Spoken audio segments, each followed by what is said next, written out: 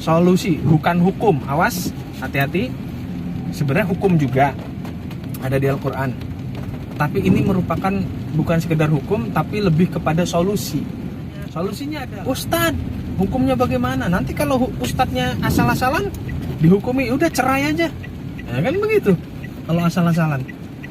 Atau kalau ustadznya yang tendensius, udah terusin aja tanpa ngerti kondisinya seperti apa, ya kan? Terusin aja, siapa tahu istrinya tersiksa dengan ini, atau suaminya yang merasa dirugikan dengan ini, kan nggak tahu gitu. Jadi apa pertanyaannya tadi, yang kuliah, nikah gitu, gimana? Iya. Kalau udah nikah, pilih kuliah, tetap lanjut atau nurut sama suami berhenti kuliah. Tapi sebelum nikah itu kan ada perjanjian tuh, katanya untuk boleh kuliah. Jadi keputusannya kayak gimana nih kalau jadi istri?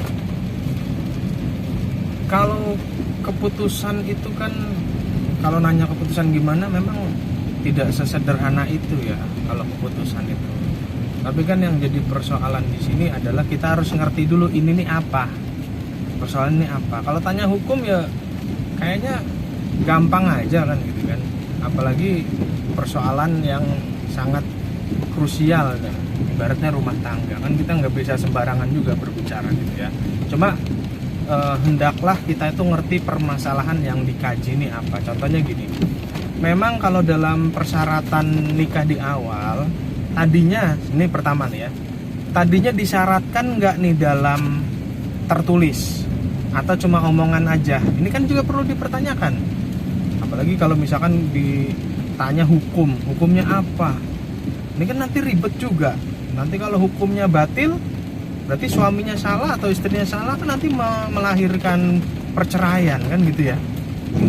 Jadi nanti yang perlu dipertanyakan, waktu awal nikah ada perjanjian boleh, itu perjanjiannya bolehnya boleh sekedar boleh, apa dimasukkan ke syarat pernikahan itu? Karena kan boleh, nikah ini disyaratkan kan boleh, selama syarat itu tidak melanggar syariat, itu boleh, ya kan?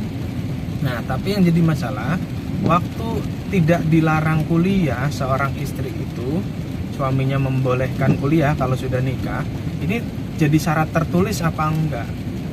Nah, kalau syarat tertulis, nikahnya di mana? Di KUA ada enggak penghulunya? Itu harus ada enggak catatan tertulisnya di atas materai segala. Jadi nanti kalau menggugat cerai di pengadilan ada bukti kuat, nggak bisa sembarangan mempertanyakan ini hukumnya gimana, kan waktu itu janji boleh. Ya janji boleh kan waktu itu ucapan, belum diakad. Itu juga harus dipisahin juga, mana yang ucapan sekedarnya, mana yang akad lafadz syori yang itu dimasukkan ke dalam penghulu atau naib ketika menikahkan, atau walinya juga menyaksikan. Kan waktu nikah sah, ya kan? Sah. Itu waktu nikah kan ada saksi sah, ya kan? Iya, nah, sah. kalau itu jadi syarat, masukkan ke situ, masukkan ke syarat nikah itu, sehingga nanti kalau ada orang yang keberatan, pihak yang keberatan akan mengatakan tidak sah atau sah atau apa gitu. Ini kan enggak tertulis, nggak tertulis. Kalau nggak tertulis ya balik ke hukum asal biasa, yaitu istri harus sesuai dengan naturalnya sebagai seorang istri kepada suami seperti apa itu. Kecuali mungkin istrinya lagi kuliah, bentar lagi selesai. Nah, ini suaminya juga harus sadar diri lah memberikan. Tadi kan kita ngeritik istrinya ya, sekarang kita kritik suaminya. Nah, kalau udah tinggal beberapa semester lagi mah ya udah sih, diizinkan aja. Ini gampangnya seperti itu. Memang kalau tanya hukum ya rumit juga, karena nggak ada hukum yang menjawab. Di zaman Rasulullah, zaman ini kan nggak ada hukum kuliah nggak kuliah, ini kan nggak ada. Ini lahir belakangan persoalannya ketika seorang mahasiswi menikah gitu. Makanya dalam beberapa kampus atau dalam beberapa pondok pesantren itu tidak diperbolehkan nikah kalau selama masih belajar gitu, karena untuk menghindari hal-hal yang seperti ini, bertentangan dengan suami lah, inilah itulah. Karena nanti kalau ngaji itu perintah Allah. Kalau punya suami, nanti kan suaminya melarang nih ceritanya nih, masa nggak ngaji gitu kan, gimana kan jadi aneh juga. Hei, kamu kok nggak ngaji, dilarang suami, wah berarti suaminya fasik tak gimana ngelarang-larang ngaji, padahal itu hak suaminya. Ngelarang puasa sunnah loh ya, ngelarang ngaji sunnah ada nggak? Kan ngaji wajib ya. Makanya dalam konteks tertentu ada sekolah-sekolah yang melarang santrinya atau mahasiswinya untuk menikah. Maksudnya selesaikan dulu sekolahnya ya, supaya tidak terjadi hal-hal yang seperti ini. Tapi kalau terjadi kasus seperti ini nggak masalah, tinggal kita sama-sama lapang dada, terbuka bagi suami, terbuka bagi istri juga terbuka. Masalah hukumnya gimana itu balik lagi kepada pribadinya masing-masing. Contoh ya, dibilang taat suami pun kalau istrinya udah nggak mau lagi sama suaminya, tetap kekeh ngejar pendidikannya, juga hukum nggak berlaku ya kan. Apa langsung kalau dibilang taat suami tetap nurut, pasti cari referensi ustadz lain, cari referensi untuk pembenaran. Ini dikhawatirkan seperti itu. Terus suaminya juga nanti kalau dibilang logisnya udah sih tinggal beberapa tahun ini kan sayang duitnya, udah kuliah ya kan? Kalau suaminya tetap berpegang prinsip istri harus taat, perintah suami lebih utama, ya itu juga susah juga. Makanya tadi kita harus mempartisi antara dua suami istri ini, selain menggunakan hukum baku yaitu Al-Quran, hadis, petunjuk Allah dan lain sebagainya, sunnah Rasul, itu hukum baku ya, nggak bisa dipisahkan, nggak bisa kita buang hukum baku. Itu juga kita harus pakai hukum fleksibel ya kan. Hukum fleksibel itu maksudnya hukum kondisional di antara suami ini bisa melihat nggak istri ini bentar lagi selesai, jangan dilarang. Toh kuliahnya juga nggak campur-campur laki-laki misalkan. Terus kemudian kuliahnya juga jurusannya benar ya kan, dibutuhkan di masa depan nanti, bisa jadi seperti itu. Terus istrinya juga kalau sudah tidak diizinkan, ya sudah tinggal musyawarah lagi, rembukan lagi kepada keluarga. Ini solusi ya, solusi bukan hukum. Awas, hati-hati. Sebenarnya hukum juga ada di Al-Quran, tapi ini merupakan bukan sekedar hukum, tapi lebih kepada solusi. Solusinya adalah dilibatkan lagi dua wali, karena nikah itu melibatkan dua wali, otomatis kalau ada masalah juga melibatkan dua wali. Maksudnya wali orang tua istri dan orang tua suami ya, wali tentu orang tua istri ya. Nah, itu dipanggil lagi, kemudian diajak rembukan musyawarah. Bukan tanya ustadz hukumnya bagaimana, nanti kalau ustadznya asal-asalan dihukumi udah cerai aja ya kan, begitu kalau asal-asalan.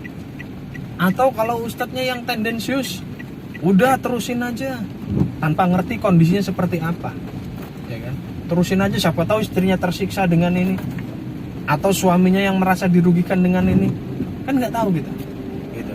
Jadi hukum itu berat, makanya sampai ada pengadilan agama. Ya larilah ke situ, ke pengadilan agama.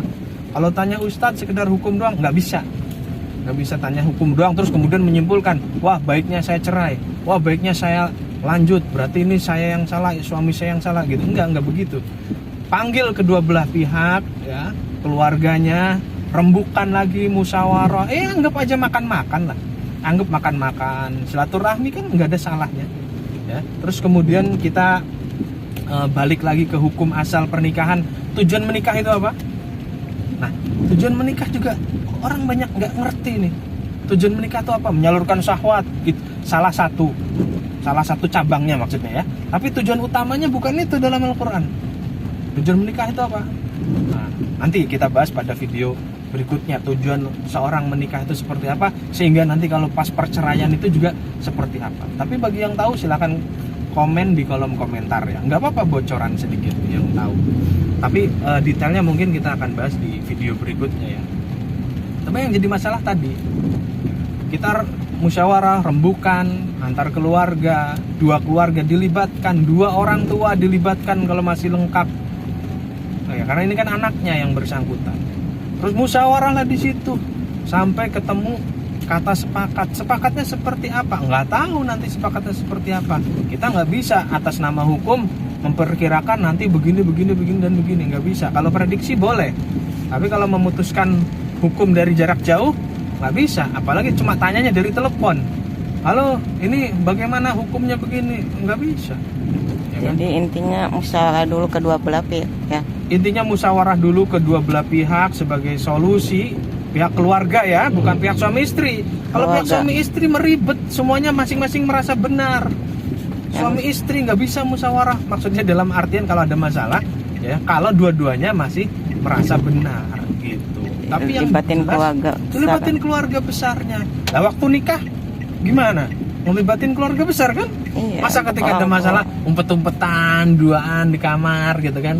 Juga nggak bisa. Harus dilibatkan dua keluarganya. Gitu. Iya. Ya bisa dipahami ya. Jadi intinya tidak sesederhana itu syarat. Oke kita bahas syarat. Emang muslim ala surutihim, al muslimuna ala surutih. Muslim itu terikat dengan syarat. Kalau seorang muslim sudah ngucap syarat dan ada saksinya, itu harus dikerjakan. Ya. Dan syarat apapun yang bertentangan dengan Al-Quran dan As-Sunnah, dengan hukum Allah, syarat apapun, maka akan seketika batal. Wa in kana mi'a syurtin. Meskipun 1000 syarat, 1000 syarat dipegang oleh seorang muslim, tapi 1000-1000-nya ini bertentangan dengan aturan Allah, maka batal. Nah tinggal yang jadi masalah, kuliah ini bertentangan, selaras, atau mendukung aturan Allah. Nggak tahu bagaimana suaminya, ya kan? Kita bilang mendukung aturan Allah, kan jadi guru misalkan, atau jadi dokter, kan mendukung aturan Allah. Ya nggak ada sekolah kuliah yang tidak mendukung aturan Allah, tuh nggak ada. Semuanya pasti mendukung. Belajar matematika mendukung aturan Allah. Allah juga ngajarin bilangan, ngajarin bulan, ngajarin tahun. Kok nggak bisa ngitung matematika, kan sama dengan nggak bisa hukum Allah sebenarnya. Ngajarin waris 3/4 bagaimana, 2/3 bagaimana, 1/16 gimana, itu kan ada pelajaran SD, ya kan? Boleh semuanya kalau belajar sampai situ gitu. Nah cuma yang jadi masalah, si suaminya ini menganggap apa, kuliah atau sekolah ini menganggap ini bertentangan dengan hukum Allah. Menganggap bertentangan dengan hukum Allah itu maksudnya seorang istri keluar sendirian, tidak taat suami, bisa jadi berpikiran demikian. Menganggap mubah saja, boleh-boleh saja. Nah, ini tadi suami yang kedua, yang jenis kedua, yaitu udah sih kalau istrinya sebentar lagi mah 2 tahun lagi atau 2 semester lagi, silahkan aja lah kuliah, selesaikan dulu gitu. Atau yang ketiga, yang hukum bertentangan dengan hukum Allah, yang mendukung hukum Allah. Dia istrinya jadi dokter, akan nolong orang lain yang sakit. Istrinya jadi bidan, ya akan nolong orang-orang yang melahirkan dan lain sebagainya. Jadi kembali lagi kepada tadi itu, masing-masing syarat memang harus dipenuhi. Seorang muslim harus megang syarat. Tapi kalau syaratnya batil, bertentangan dengan Allah, nah itu maka batal meskipun ada 1000 syarat. Tinggal suaminya menganggap ini masuk syarat yang mana. Itu kalau masuk syarat. Tapi kan yang kedua tadi, ya, apakah di syarat tertulis apa enggak? Karena kan kalau mau dimasukin syarat ini harus ada saksi nih. Saya menikahi kamu dengan mahar sekian, syaratnya ini kan. Nah itu orang menilai, oh begini, sah gitu kan. Saya menikahi kamu tapi nanti enggak, syaratnya begini ya. Terus ada orang berilmu nih, ustadz nih, enggak sah syarat begitu. Nah itu berhak dibicarakan. Kalau cuma sekedar obrolan itu namanya wacana, ya beda loh wacana. Nanti kalau kita nikah kita boleh boleh kuliah nggak saya nih? Oh boleh, itu wacana bukan syarat. Kalau syarat tuh ditulis, harus tertulis ya. Tertulis karena harus ada saksi syarat ya. Iya. Apalagi jangka panjang. Okay. Allahu a'lam bishawab. Wassalamualaikum warahmatullahi wabarakatuh.